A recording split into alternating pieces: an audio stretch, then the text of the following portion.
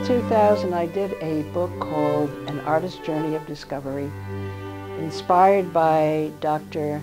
Anne and Henry Paolucci, husband and wife team. And I decided after 2 or 3 years of working on this that it was going to be a full labor of love, because all of a sudden I had a deadline. It had to be finished by the end of '91. I started in '88. It had to be finished in '91 because it was, '92 was the quincentenary, and the book had to come out, and there were calendars that were made, and there were posters that were made from those pictures, so everything had to be finished. At any rate, I did do it, and I got to that point, and I made the book come out in 2000, which was starting with the new, was now called 2000, 2001, and so on. So it was at a good time, at any rate.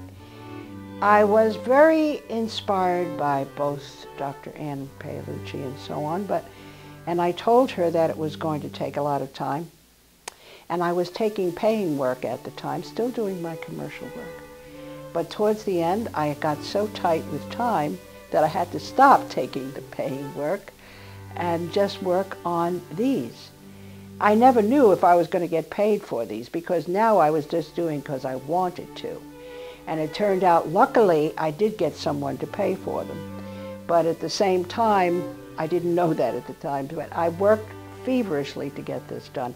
Every single one of these, and there are 13 in all, I found real models to sit for. That was part of the shtick. I had Tom Catapano, who was a senator at the time, and he posed for Cortez. I had a realtor, Sal Crefassi. He sat for Ponce de Leon, and you could see him down here. The older one is on the bottom looking for the Fountain of Youth.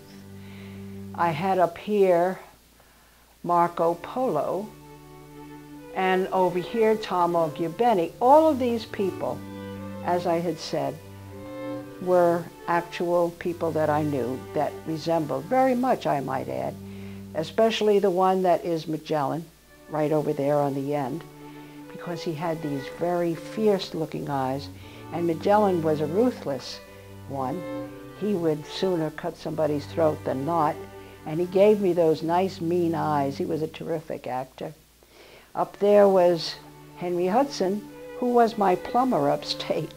He actually came off a motorcycle. He looked like a Hell's Angel, but he did lean himself very much to the fact that he looked like Henry Hudson with the long hair, and it worked very well there. In the legend in that one is a couple of mermaids, which he said he saw the night before. I guess he had too much to drink that night, but here you see also coming into Half Moon, coming into Hudson Bay in the background.